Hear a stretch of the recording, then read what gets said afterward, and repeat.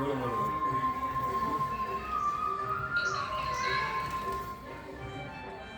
માં ભગવતી બધા કાર્યો સફળ કરે અને સંપૂર્ણ પૂર્ણ થઈ જાય. એક પણ વાત એવી ના રહે કે ટેન્શન આવી જાય. જય માતાજી. આજે એક અગરબત્તી કરો અને એક સંકલ્પ કરો માતાજીનો કે અમાસ આવે ને અમાસ ત્યારે એક લાડુ કરો. લાડુ શક્ય ના હોય તો એક ચોકલેટનું પેકેટ લઈને ઘરે પાડો કરો બેસી.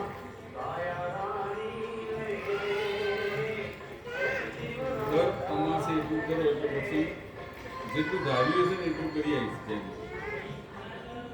મળવાનું તો શક્ય નહીં થાય પણ અહીંયા બેઠા બેઠા ત્યાં દિલ્હીમાં મળવા